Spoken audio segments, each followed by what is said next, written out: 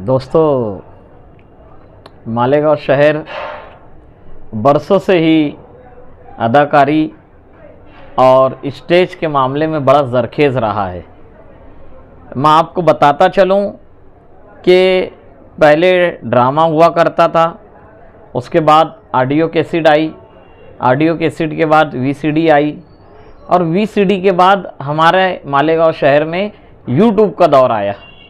जैसा कि ड्रामे में हमारे सिराज दुलार साहब और मालेगांव शहर में इससे पहले फिल्मों में कुछ अपना नाम कमाया, नईम एजाज सर, और इसी तरह बहुत सारे नाम हैं जिन्होंने मालेगांव शहर में ड्रामे में अपनी खिदमत अंजाम दी। उसके बाद ऑडियो कैसेट का दौर आया।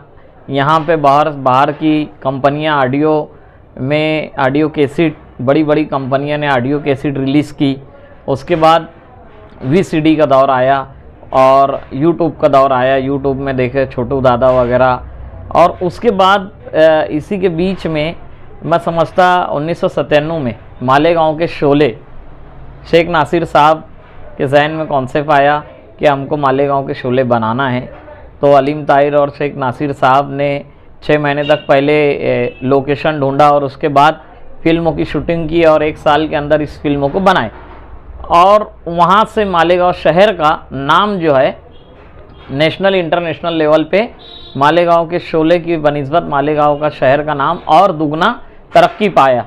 इसी को देखते हुए धीरे धीरे फिल्में बनते गई और हमने भी मालेगांव टू दुबई बनाया, रिकामेपुरा के बोल बचन बनाया, बहुत सारे अवार्ड मिले, बहुत सराहना हुई। दादा साहब फाल्के अवार्ड हमको अपने मंत्री जी के हाथों मिला। उसके बाद हमारी फिल्म नासिर शेख ने बनाए सुपरमैन, मालेगांव का सुपरमैन, बड़ा बेहतरीन बनी फिल्म। वो फिल्म के ऊपर डॉक्यूमेंट्री बनी, फायजा जी ने उस फिल्म पे डॉक्यूमेंट्री बनाई। उस फिल्म की डॉक्यूमेंट्री गोवा में बताई गई और बहुत सारी अदर कंट्री में वो फिल्म बताई गई, डॉक्यूमेंट्री बताई गई। इसी बीच नासिर भाई को जोया अख्तर जी, जो मालेगांव के कामों से बहुत मुतासिर हुई, उन्होंने वादा किया कि आपके ऊपर मैं फिल्म बनाऊंगी। तो हम मालेगांव में रहते हुए बॉलीवुड को बॉम्बे की एक बड़ी कंपनी जोया अख्तर जी और एक्सेल एंटरटेनमेंट के फरहान अख्तर जी, इन्होंने हमारे ऊपर एक फिल्म बनाई सुपर बॉयज़ ऑफ मालेगांव, जो कि एक मालेगांव के लिए ये बड़े ही फ़ख्र की बात है कि बॉम्बे इंडस्ट्री से ताल्लुक़ रखने वाले बड़े डायरेक्टर, उन्होंने ये फिल्म बनाई। और इस फिल्म में मैं समझता हूँ यहाँ के जो कलाकार थे, फ़रूक भाई, अकरम भाई, अलीम भाई, शेख नासिर, इरफान इलियास, मैं खुद मुकीम मीना नगरी, इन लोगों के ऊपर बॉलीवुड के कैरेक्टर, दूसरे अदाकारों ने उनका कैरेक्टर निभाया। लेकिन इस फिल्म में जो 16 साल पहले मैंने सुपरमैन में एक कैरेक्टर निभाया था, खुद अपना कैरेक्टर इस फिल्म में मैंने खुद ही निभाया हूँ। और मैं समझता हूँ इस फिल्म में गीत जो है जावेद अख्तर साहब ने लिखे हैं। इस फिल्म के डायरेक्टर रीमा काकती जी है, जिन्होंने इससे पहले आमिर खान की तलाश फिल्म और बहुत सारी फिल्मों में डायरेक्ट किया है। तो मुझे लगता है कि ये फिल्म 28 तारीख को रिलीज़ हो रही है। इससे पहले ये फिल्म टोरंटो फिल्म फेस्टिवल में सिलेक्ट हुई और वहाँ पे बहुत सराहा लोगों ने इंटरनेशनल लेवल पे। उसके बाद ये लंदन फिल्म फेस्टिवल में सिलेक्ट हुई, जो कि मालेगांव शहर का नाम इस टाइटल से जुड़ा है। मुझे बड़ी खुशी के साथ ये कहना पड़ रहा है अपनी आवाम को, अपने शहर के लोगों को, कि ये सिर्फ मालीवुड नहीं बल्कि मालेगांव शहर के हर फर्द के लिए फ़ख्र इम्तियाज़ की बात है कि मालेगांव शहर का नाम पूरी दुनिया में सकाफती और ये एक्टिंग के फील्ड से फिल्मों के ज़रिए पहुंच गया है। और अभी इस फिल्म में 28 तारीख को बॉम्बे रिलीज़ हो रही है, मालेगांव शहर में सिनेमैक्स थिएटर में यहाँ पे लगेगी 28 तारीख को। मेरी तमाम ही शहर के नौजवानों से, दोस्तों से, बुज़ुर्गों से अपील है, गुजारिश है कि आप इस फिल्म को देखो और इस फिल्म में हमने क्या किए हैं ये आप सब लोगों के सामने रहेगा और यकीनन मुझे यकीन है कि आप लोगों को ये फिल्म पसंद आएगी। इस फिल्म में शेख नासिर भाई का रोल आदर्श गौरव जी ने किया है, अलीम ताहिर का रोल पल्लव सिंह ने किया है, फ़ारूक जाफरी का विनीत कुमार ने किया है और इरफान इलियास का रोल जो है शाकिब भाई ने किया है और मेरा अपना रोल मैं खुद ही किया हूँ।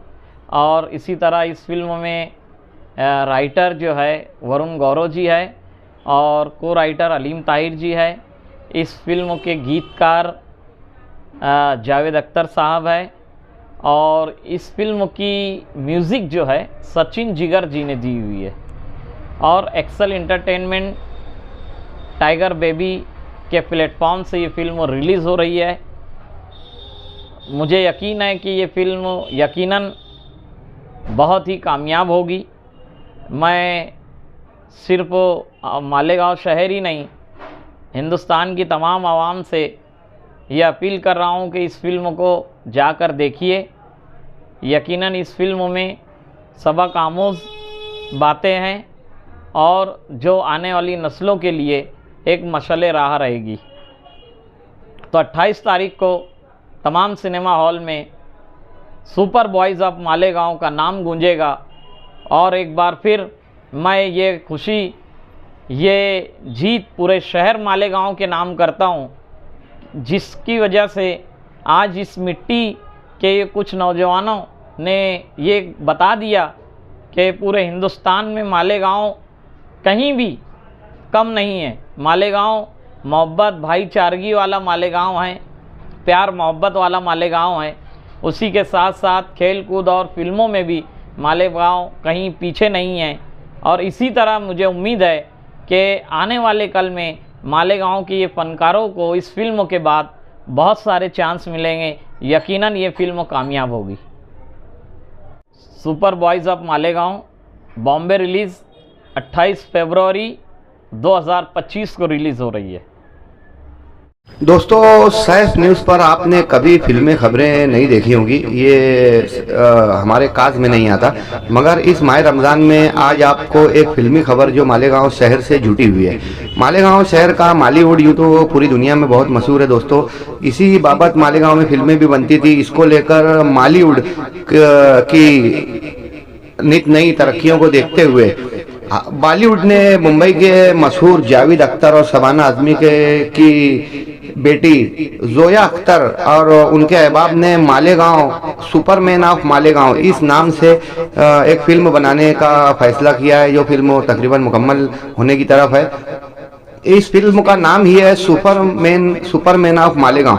जिस तरह से इससे पहले हम लोग देखा करते थे कि गैंग ऑफ वासेपुर, जिला गाजियाबाद, बदलापुर, मिशन कश्मीर, इसी तरीके से अब मालेगांव शहर का नाम भी फिल्मों के टाइटल में आएगा, यानी जोया अख्तर की बॉलीवुड से बनाई गई सुपरमैन ऑफ मालेगांव। ये फिल्म मालेगांव में किस तरह कम अखराजात में और बिना वसाइल और असबाब के किस तरह फिल्में बनाई जाती है, इस बात को इस फिल्म में उजागर किया गया है। सुपरमैन ऑफ मालेगांव के हीरो, ये 2012 में फिल्म बनी थी, तो शफीक जो सुपरमैन का किरदार अदा कर रहे थे, कैंसर से जूझकर उनकी मौत हो गई थी। इनके इंतकाल के बाद इस वाक़े से बहुत फिल्मी दुनिया के लोग हसास और मुतासिर हुए और सुपरमैन ऑफ मालेगांव इसी को ये लोग एक कैरेक्टराइज कर रहे हैं कि कैसे कम वसाइल असबाब में फिल्में बनती है, कैसे लोकल अदाकार काम करते हैं, किस तरह डायरेक्शन दिया जाता है, किस तरह छोटे और हल्के कैमरे से काम होता है। वहीं आर्टिस्टों का ये बुरा हाल है और ऐसे में एक मरकजी किरदार का कैंसर के अर्जे से टकराकर मौत का शिकार हो जाना और उस फिल्म का रिलीज होना, तो इस बात को मुतासिर होकर जोया अख्तर ने एक फिल्म बनाई है सुपरमैन ऑफ मालेगांव, जो जल्द ही रिलीज होगी। इसके डायरेक्टर प्रोड्यूसर्स में जहां जोया अख्तर हैं, वहीं उनके भाई फरहान अख्तर भी हैं और रितेश सिधवानी भी इसके प्रोड्यूसर हैं। जबकि इसकी रीमा काकती इसका डायरेक्शन कर रही हैं। मरकजी किरदार में आदर्श ग्रोवर, विनीत कुमार सिंह और सुशांत अरोड़ा वगैरह इसमें मरकजी किरदार अदा कर रहे हैं। ये फिल्म बड़े बैनर की फिल्म है, बॉलीवुड के जरिए बन रही है और जल्द ही मुकम्मल होगी। दोस्तों, मालेगांव के छोटे मोटे फिल्मी प्रोड्यूसर्स, डायरेक्टर्स, एक्टर्स से मुतासिर होकर बॉलीवुड ने मालेगांव पर फिल्म बनाई। ये मालेगांव शहर के लिए बड़ी बात है। बॉलीवुड अक्सर मद्रासी फिल्मों का, साउथ इंडियन फिल्मों का भी सरका चरबा करता है। अब बॉलीवुड की नज़र मालेगांव की तरफ है, यानी मालेगांव की फिल्मी दुनिया दिन ब दिन प्रमोट हो रही है। आइए बताते हैं मालेगांव शहर का ये फिल्मी सफर कहाँ से, कब, कैसे शुरू हुआ और क्या होगा इसका अंत। दोस्तों, सुपरमैन ऑफ मालेगांव ये फिल्म यहाँ के मशहूर प्रोड्यूसर जिन्हें बॉलीवुड का सत्यजीत रे कहा जाता है, शेख नासिर अकरम खान जो इसके डायरेक्टर थे, मशहूर अदाकार, मल्टीपर्पज हमा जाए शख्सियत के मालिक अकरम खान और शफीक और इन 5-7 किरदारों को लेकर ये फिल्म बनेगी। आइए बताते हैं दोस्तों के आज़ादी के बाद सन 1947 के बाद हमारी हिंदुस्तानी तहजीब, सकाफती और कल्चरल प्रोग्रामों का सिलसिला दोबारा शुरू हुआ और बतदरीज उरूज पकड़ता रहा। आज़ादी के बाद से स्टेज एक ऐसा जरिया था, पहले फिल्में नहीं बना करती थी, इस तरीके के सोशल मीडिया के जराए वसाइल, DVD, LCD मूवीज़ वगैरह नहीं थी, इसलिए स्टेज से ही ये सब विंग्स की इब्तिदा हुई। ड्रामों का एक अच्छा खासा दौर, सुनहरा दौर हिंदुस्तान में आज़ादी के बाद से गुजरा। सन 1970-72 के बाद से ड्रामों का ये सिलसिला मालेगांव शहर में भी शुरू हुआ। इब्तिदा में कुछ लोग गली कूचों पर, फुलके पर भी पर्दा लगाकर, चादरें लगाकर, 4 गाड़ियों को जमा करके स्टेज बनाकर ड्रामे किया करते थे। उस जमाने में बख्तियार सईद साहब काफ़ी मशहूर थे। उसके बाद सिराज दुलार साहब की एक पौत आई माका के जरिए, Malegaon arts and cultural association. इनका एक मशहूर ड्रामा चल रे बाबा बाजार करे, चल रे बाबा बाजार करे बड़ा मशहूर हुआ और सिराज दुलार की टीम काफ़ी उस वक्त मकबूल हुई। इसमें उस्मान गनी इसका, आसिफ सुबानी, हकीम गुलाम रसूल आज़ाद, शकील हमदानी, मिन्ने मास्टर, हाशमी गजाली, नासिर प्रिंस वगैरह बेशुमार किरदार थे। और उसके बाद वहीं इन लोग सिराज दुलार सर के साथ में अब्दुल रशीद सिद्दीकी, प्रोफेसर अब्दुल मजीद सिद्दीकी साहब के भाई, साबिक मरहूम मुदर्रिस अब्दुल रशीद सिद्दीकी साहब और जम्मू हाई स्कूल के Shakeel Sadiq sir, doctor Iftikhar sir वगैरह भी ड्रामों के लिए काफ़ी कोशिश किया करते थे और इसमें बड़ा मुतारिक रहा करते थे। वहीं उसी ज़माने में एक नाम मालेगांव से उभर कर, ड्रामों की दुनिया से उभर कर उन्होंने बॉलीवुड में कदम रखा है, यानी नई मिजाज वगैरह ने। इन लोगों ने कई स्क्रिप्ट बड़ी फिल्मों की लिखी जो मालेगांव के ड्रामों से ही प्रमोट होकर मुंबई गए थे। नई मिजाज आज भी मालेगांव में पहला नाम माना जाता है जो बॉलीवुड में पहुंच सका, वगरना मालेगांव के तमाम लोग अभी तक स्ट्रगल में ही है। दोस्तों, 1990 के बाद से एक नई टीम आई, सिराज दुलार, ये लोग जब इनके ऊपर घरों की जिम्मेदारियां आ गई और ये पिराना साली की तरफ जाने लगे, तो 1990 के बाद से